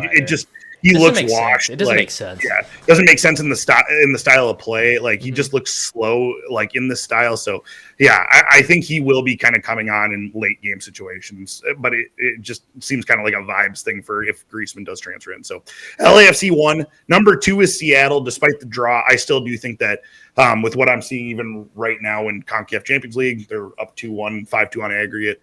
So it's looking like they're going to move through. But outside of like a late random defensive, like very uncharacteristic defensive error against Charlotte, they look just like what I would expect Seattle to look like at home, getting out into space, just on the run. You got Jordan Morris doing his thing, been there for forever. Like that dude's like approaching the Raul Rui Diaz all-time goal scoring list. Exactly. Like, on his bionic he's been there ACLs. so long, right? Yeah, exactly. But those two standing strong those were my preseason predictions too, and I feel still pretty comfortable after watching that those would be the 2. But now here's where we're going to get controversial, and I'm excited for you guys to see what you think. But I want to hear, like, if you disagree, like, kind of some other champions on that top 4. There's not. So number 3, I'm going to have my boys Minnesota United. Oh my God, that's wild. Why is that wild? Give me another team. And then number 4, I had Vancouver. So what do you guys think after what we saw through week 1? That's wild for number 3. That was my preseason predictions. After the loss to LAFC, who would you guys have? I'm curious, like in all sincerity, where would you guys put 3 and 4? What's the thought process there on some of the teams you'd like to see? I'll go first. Oh, yeah. Hit me with it. Whoever's ready. I'm curious. Okay. You got it, Dill. LAFC 1, yes. Yep. Sounders 2, yes-ish. Dude, I cannot believe you put Minnesota there. Let's do. I mean, the disrespect is on. How we can't. I'm gonna put Galaxy at 4. I don't think we can discredit the champions with some injuries. Are we talking? Is this like power rankings like right now, or is this? This is your way too early season predictions for your top 4 at the end of the year. Oh, with all things considered. Oh, yeah. Put the Galaxy up higher, maybe 3. I like 3 for the Galaxy, and then no. Now this makes it even crazier. You said Minnesota at 3 at the end of the season. That's crazy. I want to see. It's hard to say. I do see. Yeah, I agree with that. I do see like what you're thinking with it, but it's like I feel like it's gonna be like an Austin or maybe a Colorado or an FC Dallas in that 4 spot. Colorado I wrestled with a little bit. I would have probably put them as my 5 right now. Yeah. Galaxy I would put Galaxy down at like a 6, just with Puig is literally out until like August. That is such a long time. No midfield help. If the roster stays bare as is, Painsill's out until April. Like that was longer than I thought. I didn't that like team, that like if they don't bring in somebody quick, they're gonna drop so many points early on in the year where I feel like it's gonna do them a disservice going on early. So I do think that I still think they'll be a playoff team, but I think they're gonna be. I with what I just saw from that midfield, I'm like, dude, I cannot put them in a top 4 unless they address that. Which I have faith in their front office that they might, and that would make me change it then. But until then, like, my God, man, with what I just watched, no shot at home against San Diego. I can't do it. It was tough. I feel like the more I always think about it, because it doesn't like cross my mind as being a fan of other American sports. They are an MLS playoff team. It feels like such like, 9 teams making the playoffs is just so like, I don't know. It's so generous, but it is what it is. Pix, do you have any thoughts on the top 4 for the West before Biz goes to the East? Yeah, I at first I thought it was crazy. Minnesota 3rd. But the more and more I'm hearing about it, the more and more, the Galaxy midfield. You guys do one watch party, just you two, and look at it. Pix my boy. Crossing the aisle. Look at the West, though, genuinely. Like, look through that list of I am teams looking. It is hard. It is hard. Tell me other, like, it's a legit mixed bag. I think, like, the team you mentioned, Dill, like, Colorado and Austin, you could twist my arm to make me convinced that you could probably plop them in 3 or 4 and I wouldn't call you crazy. I think like Vancouver, with what I saw this week, Vancouver is like an interesting one because they've been a perennial like low tier playoff team for a couple of years under Vanni Sartini. Yeah. And I think their personnel is better than that. And I think they have a coach with what I've seen now over the first like couple of games where I'm like, I actually think he like is setting them up in a correct fashion and like getting the most, like Ryan Gauld's come out of the gates like flying, and I think he's like a really stellar player. Really good. He's really good. Yeah. So I think players like that are going to carry them. You have some random ass Jaden Nelson character all of a sudden coming out and just like throwing down the performance of a lifetime.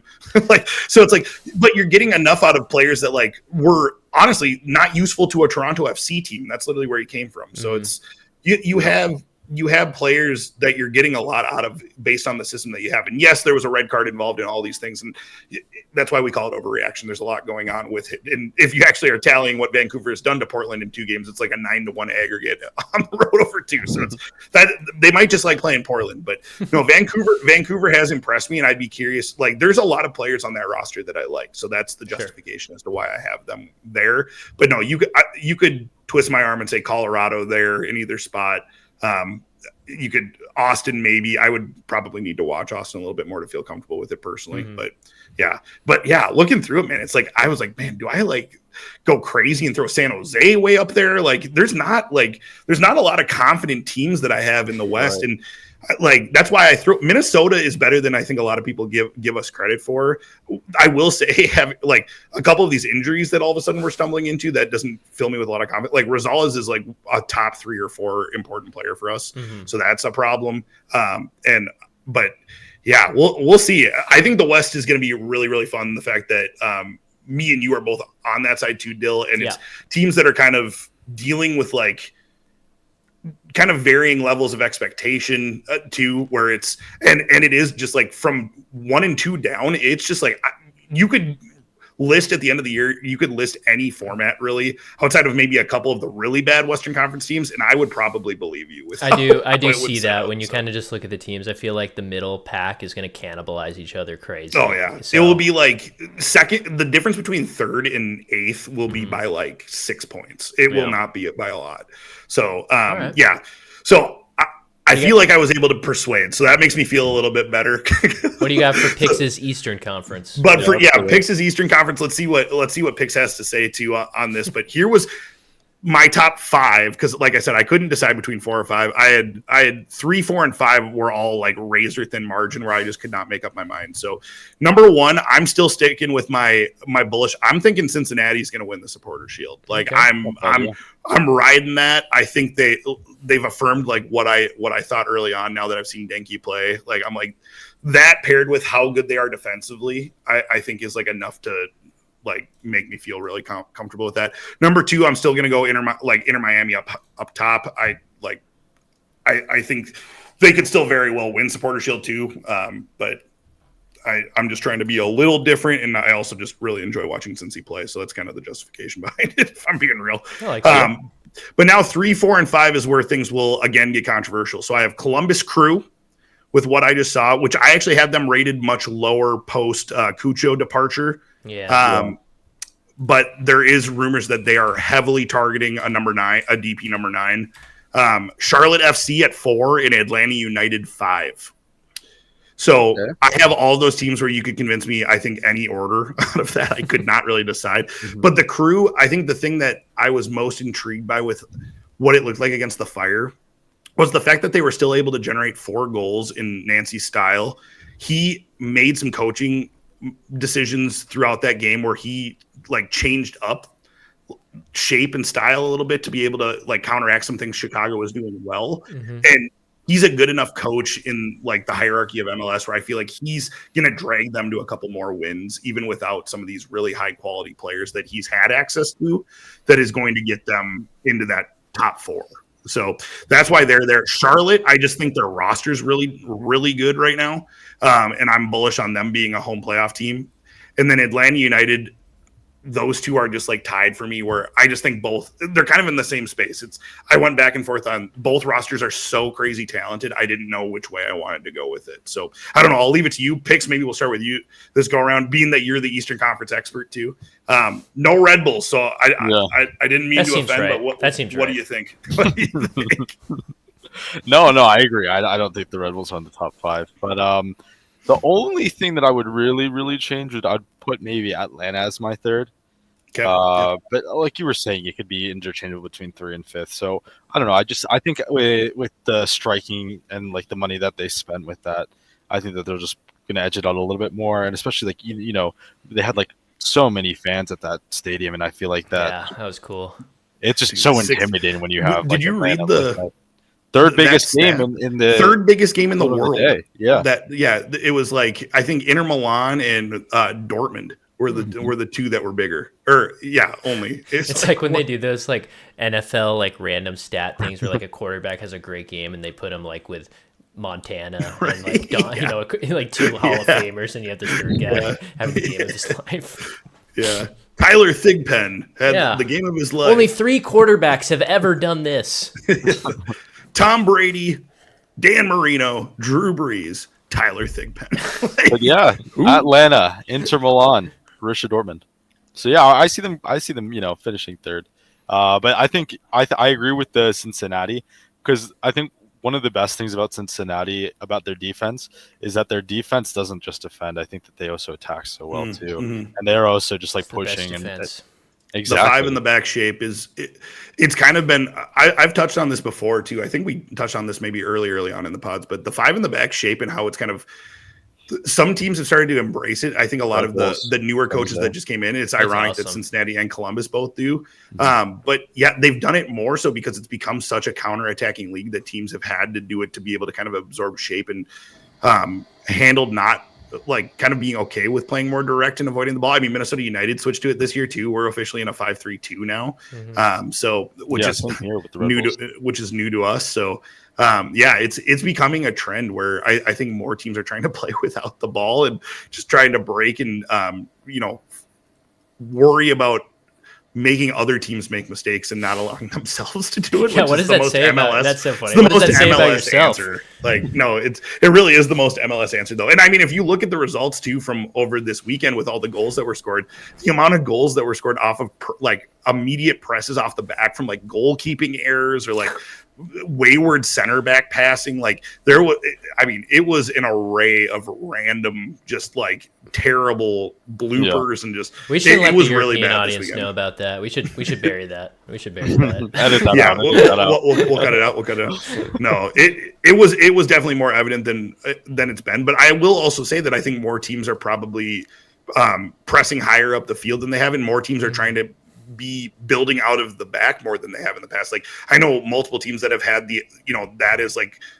almost like announcing that that's their identity. San Diego being one of them. Like that game between San Diego and the Galaxy, like both teams were playing short and just like trying to build out of the back. And it was like, but honestly, I kind of scratched my head why the Galaxy kept doing it, because I'm like, these one resulted in a goal. And I mean, there was probably at least 2 other chances that were like caused just from trying to rely on the goalkeeper, just like making simple passes out of the back. And it's like, if he just throws it and tries to win a secondary ball higher up the field, it's like, I don't know if it's the same result. So I don't know. We'll see if teams adapt with that stuff too going forward. But yeah, I'm glad you guys were, for the most part, aligned with me. I feel like I was looked at a little crazy. I feel like next week, or I guess in 2 weeks, after 3 weeks of gameplay, I kind of want to do my own Dill's top 4 Western and Eastern underreactions, where I just give very boring picks. just read up all the power rankings that you can find and just do like all the average. I aggregated 10 experts' power rankings, and I'm just gonna give you exactly what the statistics say and give no opinion at all. Exactly. And I'll do the power rankings after the season ends. Yeah, there you go. Dude, no way. Guaranteed correct. All right. Well, we've grabbed into our bag for the third time and for the first time during the season. But before we go, we're going to do 2 things. We're going to plug our next watch party, which is going to be one of our 3 predictions as always. That is going to be March 9th at 3:30 p.m. Pacific time for a 4 p.m. Pacific time start for the LA Galaxy, obvious win, versus Vancouver Whitecaps. So we're going to be predicting that game. And the other 2 games that we will be predicting, Biz, do you want to share them? Sure, yeah. So other 2 games would be Atlanta United versus New York Red Bulls. That's going to be the earlier Saturday start. And then San Jose Earthquakes versus Minnesota United. So we went full commentator team theme this week. It felt appropriate to do it that way. I like that. But yeah. I think I'm going to start with my predictions because I want to get back in the good graces of my buddies I've missed 2 watch parties and they're throwing shade at me crazy. My camera didn't work. I lagged on the start of the pod. So it's just bad. So what we're going to do to get back on, in cosmic karma, New York Red Bulls win, Minnesota win, LA Galaxy win. If I go down swinging, At least I went with some heart. Unlike Kevin De Bruyne, apparently, according to Biz. So, picks. It's becoming just like, God, Biz hates that guy. Yeah. It's kind of a good bit. If Kevin De Bruyne has no haters, Biz is dead. All right, Pix, I'm going to go to you. 2 questions. Am I back in your good books for picking Red Bulls? And what are your 3 predictions? Okay. You're always in my good book, so that's answered. And the second is, my predictions is I am not as good of a guy as you are. So I won't be picking all you guys. Wait, what? But yeah, actually, I won't be picking myself because I think that the Red Bulls against Atlanta are going to be so tough. So I want the points. I want to beat you. But yeah, so I'd be picking Atlanta for that. I'd pick Galaxy because I think Galaxy is going to take it, especially at home. And then unfortunately, I'll have to give it to San Jose with how they've looked out of the gate. Sorry, dude. Biz. Get a load of this guy. All right, Biz, come on. But I'm also picking all the home teams. So fair. He's a homer. Fair. Kind of boring. You know how the MLS works. All right. Well, just for that picks, I'm gonna go. Yeah, I did 2 draws 1 week. It's just I'm a Kevin De Bruyne hater, and I just love ties. I'm starting as many narratives as I can about you. This is my. I'm just getting. I feel like I'm in high school. I'm just it's like gossiped out. It's like the Browns list of quarterbacks. It's like the Biz list of just the Biz. Yeah. Called the Kevin De Bruyne almost joins Minnesota United, but doesn't because he watches. I wouldn't even want him. Wouldn't even want him. Don't need him. Oh God! Right. Well, for picks defying me, we'll go LA Galaxy, Atlanta United, Minnesota United. There's a common theme here. A team that's not top 4 in the Western Conference, according to Biz, getting picked by everybody. How quickly they change up when faced with points and reality and things like that. No, I'm just kidding. But I am as equally as worried as you are, Biz. I'm not that delulu. But predictions are set. Before, I just want to say, too, if anyone here is wondering how these predictions work, again, there may be some new people. We predict 3 games every 2 weeks, including 1 watch party, and it's basically you guys in our Discord, which you can join in the links below, against us, the 3 commentators. I don't think I did well in week 2. I didn't double check. You did. You're sitting at like 5-1, I think. I actually knew that. I was being humble. Yeah. 5-1 for my picks, and I don't think you guys can beat me. So if you'd like to join the Discord and try and beat me, I think it's really fun. It reminds me of like NFL Pick'em. I run a pretty big league for my personal Twitch, FPL. That's really fun. It's really fun to just do this against other people and kind of keep track of it. So make sure to join the Discord. Put in the predictions. Biz does a great job in the Discord promoting that and keeping that updated. And, obviously we're playing against you guys. Us three are playing against each other as well as you guys. So definitely check that out. But other than that, watch party March 9th, like I said, 3:30 p.m. Pacific time, LA Galaxy, Vancouver. I had a great time talking about all the news for the MLS Week 1. I'm excited. The next time you see us all together talking about it, it'll be after 2 more game weeks. We'll have plenty of stories to talk about, as well as some more NACC stuff. But before we go, Pix, any last words to the people? Yeah, I just I hope that all of our teams don't pick up 0 points again next week. So okay, like hopefully next time we're recording, we have some good news to share about our teams. But yeah, we're at rock bottom, but we could technically stay there. So, Biz, any last words for the people? Just fuck Kevin De Bruyne. Wow. That's crazy. Double down. Wow. Triple down. That's quadruple down. All right, guys. We will see you in the next episode. We'll see you in the next watch party. This is Something About Soccer, episode 3. A lot shorter because, we're in the thick of the season now. Well, not the thick. We're at the start of the season. What am I saying? See you guys in the next one. Bye.